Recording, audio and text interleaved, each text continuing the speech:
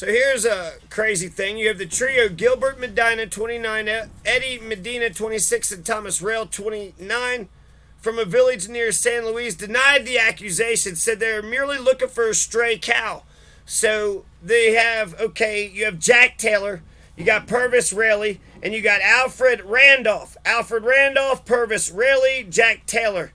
And they're cutting Christmas trees on a section of the Taylor Ranch. Thursday, November 23, they discovered a trailer house used by the ranch employees was on fire, and that a nearby Caterpillar trailer valued by Taylor at $24,000 had numerous bullet holes in the radiator. So somebody fucking lit the fire, shot the fucking tractor, and said, fuck this shit, let's get the hell out of here. The men followed fresh tracks of horses in light snow for several miles where they found 3 young Hispanic men. So they left fucking tracks in the damn and accused him of starting the fire and shooting up the tractor. Now they said no, right? Gilbert, Eddie, and Thomas Rail, they all said no. No, they didn't do nothing. They did nothing at all. But, you know, like a police officer, this is like America, right?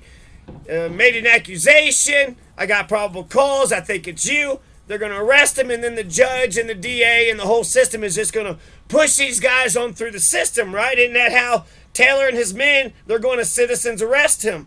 One of the men had reached for a gun. One of his men hit him over the head with a pistol and knocked him unconscious. 3 men were disarmed. But on the way down, one pulled a knife, and then there was a fist fight. As a result, one of them got a busted lip and another a bad eye. We took them by the ranch headquarters, photographed them since none of them had any identification. Taylor and his men then tied up the 3 Hispanic gentlemen, put them in the back of the truck, and drove to the courthouse in San Luis. They demanded that Sheriff Navarro arrest the men and charge them with arson and vandalism, but Sheriff Navarro sent them instead to an Alamosa hospital. Wait a second.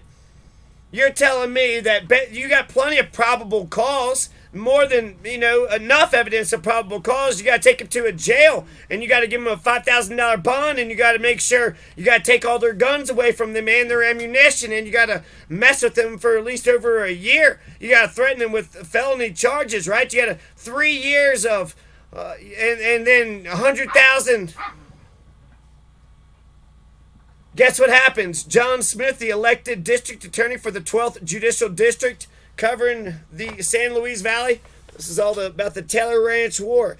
This makes me feel like when I was growing up in public education, you couldn't really stand up for yourself. If somebody just starts pounding on you and you defended yourself, then both of you were suspended. There was one good, straight A student who had got into a fight, and, the person was, like, hitting her, and then she was, like, slugging it out. She's basically like, I'm a good person. You started this. I'm not going to sit here and take it. But then when they took her to the principal, then she's like, no, I wasn't hitting her. I was like, like this. I was like, no, don't hit me. So she had to pull some shit when, there's an incident. A grown man hits a boy, and then the grown man gets a detention. He didn't even get a suspension. But if the boy would have defended himself, then you're trying to tell me that both of them would have been suspended for 3 days. Why? Because that person has something to lose, and that person is a white trash piece of crap that nobody cares about. Well, he's just a white trash piece of crap. Nobody cares about him. Come on, man. What do you mean, come on? What's good for the goose is good for the gander. John Smith, okay, so this is 1961, is that what they're saying? Thanksgiving Day, 1961. So, Taylor, 2 employees. Yeah, okay, so the next day, Navarro had arrested Taylor Raley. Wait a second. Why would Sheriff Navarro arrest Taylor Raley and Randolph? If I'm the sheriff, I want my residents, I want my citizens to stand up against criminals. I don't want you to be a victim to a criminal. You just have to sit there and take it. That's essentially what public education is saying to the straight A good students, right? So if the damn teachers ain't really stopping the violent psychopaths, the barbarians, the bullies, they did a good job, I would say, of that. Maintaining order. Because, they were freaking adults. But it's just bullshit that I'm trying to, do a job here. I'm trying to cut some Christmas trees. It's about Christmas time. You need Christmas trees. So I'm providing a service for the community. Make some money, provide service for the community, so that way everybody can have Christmases. I bet in 1961 it was a terrible Christmas around here. Nobody had any Christmas trees. You couldn't put any presents under the Christmas trees. Now, I'm not just, a slam dunk for Taylor. When I first moved to Costilla County, I liked the commons. Everybody sharing all the common grounds, right? Everybody walking everywhere. Everybody, with their dogs and with their cows and with their sheep. And everybody just sharing the land and the timber. We shared the land. We shared the timber and the grazing and the water. And we were just like communitarians. I don't want to say full-blown communist or socialist.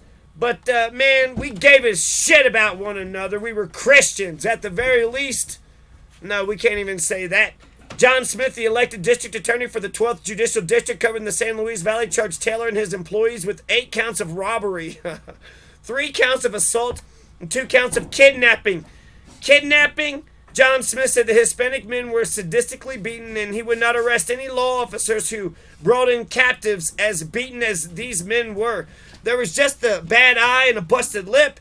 It wasn't the black eye, right? It wasn't like his vision was all messed up. Taylor had confiscated the Hispanics' weapons, including 2 rifles, a pistol, and a hunting knife, which he kept until he could have the firearms tested in relation to the cartridges he found near the damaged tractor. The robbery charges included taking the trio's weapons and horses. Why do you have to go through all this crap? I bet, does Sheriff Navarro know what the hell is going on? In Denver, a few days later, Sheriff Navarro persuaded Governor McNichols to enter the range war. McNichols said he would visit Costilla County on a mission of peace, bravely declared, "I'm not going to permit any bloodshed or any activity that's not recognized under law."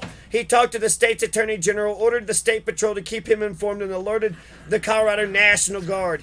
So